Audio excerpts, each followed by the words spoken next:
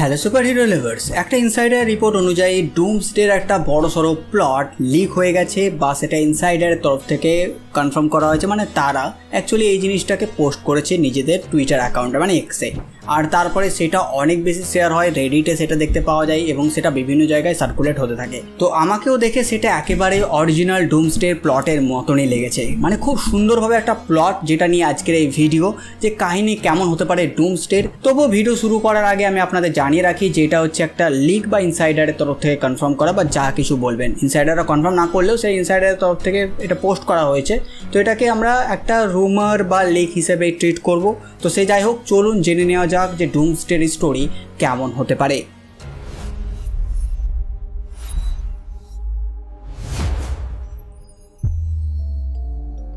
মুভির শুরুতে দেখানো হয় নিউ ইয়র্ক সিটি, প্রচন্ড বৃষ্টি হচ্ছে।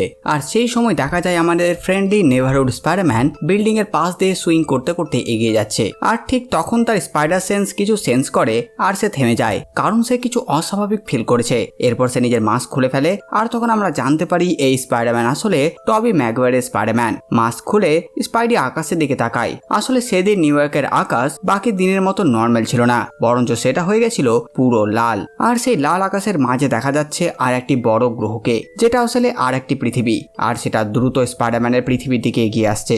আর সেই নতুন পৃথিবী থেকে দুইজন সুপারহিরো টবির ইউনিভার্সের নিউ ইয়র্কের একটি ব্রিজের উপর এসে উপস্থিত হয়। এরা হচ্ছে ডেডপুল অ্যান্ড উলভারিন। আর ততক্ষণে আমাদের জানা হয়ে যায় যে টবি ম্যাগুয়ার স্পাইডারম্যানের পৃথিবীর দিকে যে পৃথিবীটি এগিয়ে আসছে সেটি আসলে এক্সম্যানদের পৃথিবী, মানে এক্সম্যান ইউনিভার্স। এদিকে ডেডপুল ও উলভারিনের কাছে রয়েছে একটি অ্যান্টিমেটার বোমা, যেটা বানিয়েছে এক্সম্যানের ব্রিলিয়ান্ট সায়েন্টিস্ট বিস্ট। তাদের প্ল্যান খুব সিম্পল, তারা এই বোমা ব্যবহার করে টবির পৃথিবী ধ্বংস করে দেবে যাতে তাদের পৃথিবীটি বেঁচে যায়। কিন্তু ব্রিজের ওপর তাদের দাঁড়িয়ে থাকতে দেখে স্পাইডারম্যান বুঝে যায় তাদের প্ল্যান, আর তাই সে তাড়াতাড়ি সে ব্রিজে পৌঁছে যায় যাতে সে ডেডপুল এবং উলভারিনকে বোমা বসানো থেকে আটকাতে পারে। আর এখানে শুরু হয় স্পাইডারম্যানের সাথে ডেডপুলের এক দুর্দান্ত ফাইট। অন্যদিকে উলভারিন, যে তখন বোমাটি অ্যাক্টিভেট করার চেষ্টাই করছিল, কিন্তু যেহেতু সে জানে এর ফলে পুরো ইউনিভার্স ধ্বংস হয়ে যাবে, তাই সে দ্বিধা করছিল।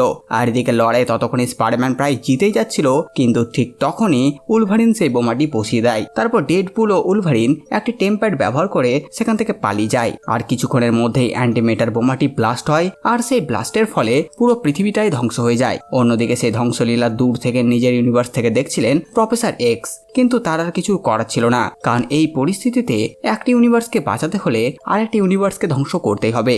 এরপর মার্বেল স্টুডিওর ইন্ট্রো হয়, আর তারপর দেখা যায় এন্ড গেমের সেই শেষের সিন, টনির ফিনারেল। আর সেটি শেষ হবার পর স্টিভ রজার্স স্টোনগুলো ফেরত দিতে অতীতে ফিরে যায় আর সেখানেই থেকে যায়। আর সে পেগি কার্টারের সঙ্গে জীবন কাটাতে শুরু করে। আর এখানে তাদের একটি ছেলেও হয় যার নাম জিমি। আর এটাই হচ্ছে সব থেকে বড় একটি সমস্যা, এটা এমন একটা টাইম লাইন যেটা এক্সিস্ট করা একেবারেই উচিত নয়। মানে এই টাইম লাইনের অস্তিত্বের জন্য মাল্টিভার্সের এই কেওয়াস শুরু হয়েছে। আর সেই কারণেই একদিন হঠাৎ স্টিভ রজার্সের সামনে হাজির হয় লোকি। লোকি তাকে টাইম ভেরিয়েন্স অথরিটি মানে টিবি এর ব্যাপারে জানায় আর বলে যে এই টাইম লাইনকে খুব তাড়াতাড়ি পূরণ করে দেওয়া হবে, মানে মুছে ফেলা হবে, কারণ এটা থেকে অনেক প্রবলেম সৃষ্টি হয়ে গেছে। আর তাই স্টিভের পক্ষে এখানে চিরকালের জন্য থাকা একেবারে সম্ভব নয়। কিন্তু লোকি যেহেতু এখন আর আগের মতো ভিলেন নেই, তাই সে স্টিভকে আরো একটি উপায় বলে। সে বলে যে স্টিভ চাইলে তার পুরো পরিবারকে ফ্যান্টাস্টিক ফোরের ইউনিভার্স আর্থ 828 এ নিয়ে যেতে পারবে সে, যেখানে তারা নিরাপদে তাদের এই জীবন কাটাতে পারবে। এরপর লোকির এই প্রস্তাব শুনে স্টিভ রজার্স সেটি মেনে নেয়, আর যেমন কথা তেমন কাজ। এরপর লোকি, স্টিভ, পেগি ও তাদের বাচ্চাকে আর্থ 828 এ নিয়ে আসে। আর সেখান থেকে যাওয়ার আগে লোকি স্টিভকে টিভি এর সঙ্গে যোগাযোগ করার জন্য একটি বিশেষ ধরনের ডিভাইস দেয়, যাতে দরকারে সে তাদের সঙ্গে যোগাযোগ করতে পারে। এরপর দেখা যায় ব্যাকস্ট্যাপ বিল্ডিং, আর সেখানে ডক্টর ডুম, রিড রিচার্ড, সুস্টম এবং ফ্র্যাঙ্কলিন এর সঙ্গে দেখা করতে এসেছে। এখানে তার কথা শুনে বোঝা যায় যে সে বহু বছর ধরে মাল্টিভার্স এবং ইনকারশন নিয়ে গবেষণা করছিল। ডুম রিডকে বলে আমাদের ইউনিভার্স বিপদের মুখে, আর এই ইনকারশন গুলো এলোমেলো ভাবে ঘটছে না, এর পেছনে একটি নির্দিষ্ট প্যাটার্ন রয়েছে। সাথে সে এটাও বলে যে এই বিপদ থেকে সবাইকে বাঁচানোর জন্য উপায় তো অবশ্যই আছে, আর সেই উপায় বের করতে তাদের দুজনকে একসঙ্গে কাজ করতে হবে। আর ডুমের এই কথা শুনে রিড পুরো পৃথিবীকে এক ধরনের স্ক্যান করে, আর এতে সে বুঝতে পারে তাদের ইউনিভার্স 828 এ এমন একটি অস্বাভাবিকতা রয়েছে যা ভবিষ্যতের ইনকারশনের কারণ হতে পারে। আর এরপর তদন্ত করে সে জানতে পারে সেই অস্বাভাবিকতার উৎস হচ্ছে স্টিভ রজার্স এবং তার পরিবার, কারণ তারা এই ইউনিভার্স আর্থ 828 এর বাসিন্দা নয়। যেহেতু ডুম আর রিড অত্যন্ত বুদ্ধিমান, তাই তারা ভেবেচিন্তে একটি সিদ্ধান্তে পৌঁছায় যে পরিস্থিতি এখন এমন পর্যায়ে পৌঁছে গেছে যেখানে ইনকারশন হবেই, সেটাকে থামানো যাবে না। এমনকি স্টিভের পরিবারকে ইউনিভার্স থেকে বের করে দিলেও হয়তো এই ইনকারশনকে থামানো যাবে না। আর তাই তারা নতুন প্ল্যান করে। তারা এমন একটি যন্ত্র তৈরি করতে চায় যা ইনকারশনের সময় দুটি ইউনিভার্সকে একে অপরের থেকে দূরে ঠেলে দেবে, যাতে তাদের এই সংঘর্ষ এড়ানো যেতে পারে। এরপর ডিভাইসটির কাজ শুরু হওয়ার পর তারা স্টিভের সঙ্গে দেখা করতে যায়। অন্যদিকে দেখা যায় স্টিভকে। এতদিনে সে অনেকটা বদলে গেছে, তার চুল ও দাড়ি বড় হয়ে গেছে, আর সে দীর্ঘদিন ধরে শান্তভাবে জীবন কাটাচ্ছিল। সে খবরই পায়নি যে সে যে ইউনিভার্সে এসে বসবাস করছে এখানেও ইনকারশন শুরু হয়ে গেছে। এখানে রিড এবং ডুম তাকে পুরো পরিস্থিতি খুলে বলে। সব শুনে স্টিভ ব্যাপারটা বোঝে আর তাদেরকে তার ইউনিভার্স আর্থ 616-এ যেতে বলে, যাতে সে সেখানে হিরোদের আগে থেকেই এই বিপদের কথা বলতে পারবে আর সবাই মিলে আগে থেকে এর সমাধান খুঁজে বের করতে পারবে। অপরদিকে দেখা যায় তখন আর্থ 616-কে, আর সেখানে দেখা যায় সেই দৃশ্য যেটা আমরা থান্ডারবোল্টস মুভির পোস্ট ক্রেডিট সিনে দেখেছিলাম। সেখানে ফ্যান্টাস্টিক ফোর স্পেসশিপ প্রথমে নিউ অ্যাভেঞ্জার্সের নজরে আসে। তবে বিভিন্ন থিওরি অনুযায়ী এই শিপটির ব্যাপারে শুধু নিউ অ্যাভেঞ্জার্সরাই নয়, বরঞ্চ স্যাম উইলসনের অ্যাভেঞ্জার্স টিমও জানতে পারবে। আর তাই স্যাম এবং তার দল নিউ অ্যাভেঞ্জার্সদের আগেই ফ্যান্টাস্টিক ফোরের কাছে পৌঁছে যায়। তবে নিরাপত্তার জন্য প্রথমে থরকে পাঠানো হবে তাদের মুখোমুখি হতে। আর এর পেছনে রয়েছে আরেকটি কারণ, যেহেতু লাভ অসুস্থ তাই সে দেখছে কিছু দুঃস্বপ্ন। আর সে থরকে জানায় যে সে যে দুঃস্বপ্ন দেখছে সেখানে সে দেখছে সবকিছু ধ্বংস হয়ে যাচ্ছে। আর এই কারণেই থর আগে থেকে এগিয়ে যায় পরিস্থিতি বুঝতে। কিন্তু রিড রিচার্ডের পাশে স্টিভ রজার্সকে দেখে সে স্বস্তি পায়। সাথে থর একটু আশ্চর্যই হয়, কারণ তার বন্ধু স্টিভ তো বুড়ো হয়ে গেছে, তাহলে এখানে সে আবার ইয়ং কেন? ঠিক তখন স্টিভ থরের হাত থেকে মিউনিয়ার নিজের দিকে টেনে নেয়। আর এটা দেখেই থরের সন্দেহ কেটে যায়, কারণ এতেই প্রমাণ হয়ে যায় যে এই হচ্ছে আসল স্টিভ রজার্স। এরপর একে একে আরো সুপার হিরোরা একত্রিত হতে শুরু করে, আর সুরিও সেখানে এসে পৌঁছায় এবং ফ্যান্টাস্টিক ফোরের জাহাজে উঠে পড়ে। এদিকে দ্য থিং ইউএস এজেন্টের শিল্ডটিও মেরামত করে ঠিক করে দেয়। সাথে সুরি আরো অনেক হিরোদের সাথে যোগাযোগ করার চেষ্টা করে, কিন্তু তাদের মধ্যে একজন ফোন ধরে না, আর সে হচ্ছে ব্রুস ব্যানার। এদিকে রিড সবাইকে ইনকারশন সম্পর্কে বোঝাতে শুরু করে। সব শোনার পর ক্যারল ড্যানভার্স একটি গুরুত্বপূর্ণ তথ্য দেয়। সে বলে তার বন্ধু মনিকা র্যাম্বো বর্তমানে অন্য একটি ইউনিভার্সে আটকে গেছে, যার মানে তাদের ইউনিভার্স আর্থ 616 এর সাথে সেই ইউনিভার্সের ইনকারশন ঘটতে চলেছে। রিড এরপর মনিকার এনার্জি সিগনেচার ট্র্যাক করতে শুরু করে, আর কিছুক্ষণের মধ্যে সে শিওর হয়ে যায় যে মনিকা সত্যি এক্সম্যানের ইউনিভার্সে রয়েছে। এরপর স্টিভ থরকে জানায় যে সে কেন এই মিশনে এসেছে এবং কিভাবে তার দেখা হয়েছিল লোকির সাথে। সে ব্যাখ্যা করে যে লোকি এখন টিভিএ মানে টাইম ভ্যারিয়েন্স অথরিটি দেখাশোনা করছে আর মাল্টিভার্সের প্রতিটা টাইম লাইনের উপর নজর রাখছে। এরপর হিরোদের দল 3টি টিমে ভাগ হয়ে যায় আর নিজেদের মিশনে লেগে পড়ে। প্রথম টিম যায় এক্সম্যান ইউনিভার্সে। তাদের উদ্দেশ্য দুটি, প্রথম মনিকা র্যাম্বোকে উদ্ধার করা, আর দ্বিতীয় সেপারেশন ডিভাইসটি সেই আর্থে লাগিয়ে আসা যেটা রিড বানিয়েছে, আর এর ফলে ইনকারশন বন্ধ করা যাবে, মানে দুটো ইউনিভার্স একে অপরের থেকে দূরে চলে যাবে। আর দ্বিতীয় টিম, যেই টিমে ছিল স্টিভ রজার্স এবং থর, তারা যায় টিভিএতে। তাদের প্ল্যান একটাই, লোকির সঙ্গে দেখা করা এবং এই বিপদের সমাধান খোঁজা। আর তৃতীয় টিম আর্থ 616-এ থেকে যায়, কারণ যদি আর্থ 616 এবং আর্থ 828 এর মধ্যে ইনকারশন শুরু হয় তাহলে পৃথিবীর মানুষদের রক্ষা তো তাদেরকেই করতে হবে। এরপর সিন শিফট হয় এক্সম্যানদের ইউনিভার্সে। এই ইউনিভার্স এর আগেও বহুবার ইনকারশনের মুখোমুখি হয়েছিল, ফলে বাইরের কোনো ইউনিভার্স থেকে আসা মানুষদেরকে তারা খুব সহজে বিশ্বাস করে না। আর যখন আর্থ 616 এর হিরোরা সেখানে সেপারেশন ডিভাইস বসাতে আসে তখন পরিস্থিতি দ্রুত বদলে যায়। তারা ভাবে এরা হয়তো তাদের পৃথিবীকে ধ্বংস করতে চায়, আর এই ভুল বোঝাবুঝি সাথে অবিশ্বাস এবং উত্তেজনার কারণে এক্সম্যান এবং এমসিইউ এর হিরোদের মধ্যে এক বিশাল সংঘর্ষ শুরু হয়ে যায়।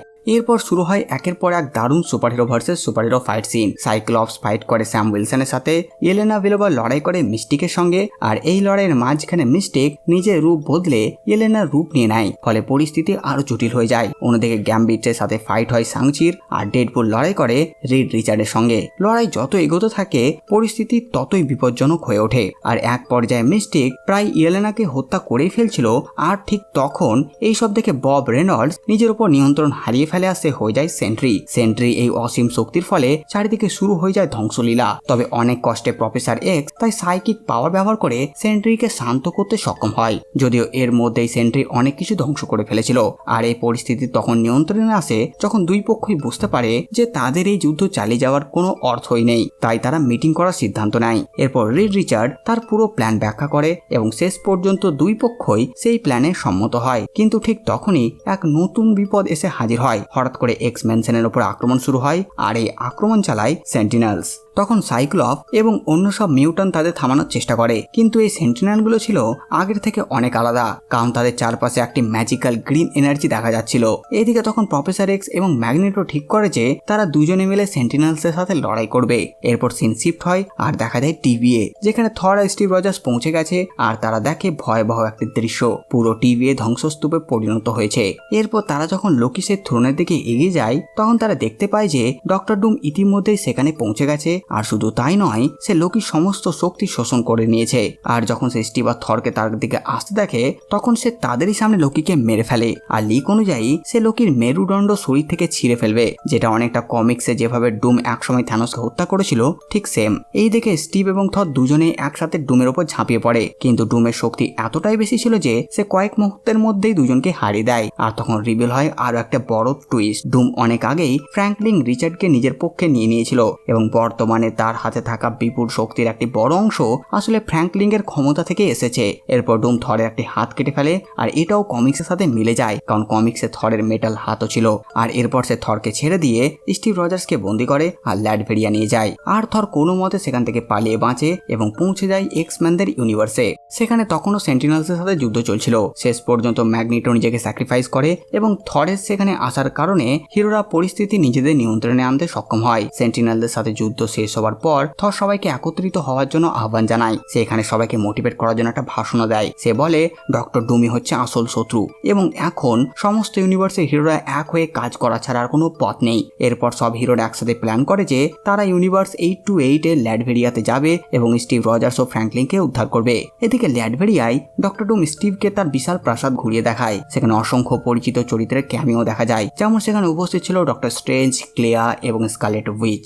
আর থিওরি অনুযায়ী তারা সবাই ডুমের অনুগত হয়ে গেছে। এমনকি ডুমের এক অনুচর শেপশিফটার পেগি কাটের রূপ ধারণ করে স্টিভকে মানসিকভাবে প্রভাবিত করারও চেষ্টা করে। এরপর ডুম স্টিভকে তার আসল উদ্দেশ্যের কথা জানায়। সে বলে যে তার নিজের পরিবার এক ভয়াবহ ইনকারশনের পরীক্ষার কারণে মারা গিয়েছিল, আর তখন সে অ্যাক্সিডেন্টের ফলে তার মুখটিও সম্পূর্ণ বিকৃত হয়ে যায়, আর এখন তাকে বাধ্য হয়ে এই মাস্ক এবং আর্মারের আড়ালে বেঁচে থাকতে হয়। ডুমের মতে স্টিভ অতীতে গিয়ে যে একটা আলাদা টাইমলাইন বানিয়ে ফেলেছিল যেটার এক্সিস্টেন্স কোনোভাবেই পসিবল ছিল না, আর তাই এই কারণেই ইনকারশনের এক চেন রিয়াকশন শুরু হয়ে যায়। সেই স্টিভকে, রিচার্ডকে এবং পুরো মাল্টিভার্সকে দোষ দেয়। তার দাবি তাদের কারণেই তার জীবন ধ্বংস হয়েছে, আর সেই কারণে আজ সে যা করছে তা করছে প্রতিশোধ এবং নিখুঁত পৃথিবী তৈরির উদ্দেশ্যেই। ডুম জানায় যে সে বিপুল শক্তি সংগ্রহ করে ফেলেছে, আর মাল্টিভার্স ধ্বংস হয়ে যাওয়ার পর সে সেই শক্তি ব্যবহার করে একটি নতুন রিয়ালিটি সৃষ্টি করবে, এমন একটি জগৎ যেখানে সবকিছু তার ইচ্ছা মতন নিখুঁত হবে, আর যারা ডুমের কথা শোনেনি তাদের সবাইকে শাস্তি দেওয়া হবে।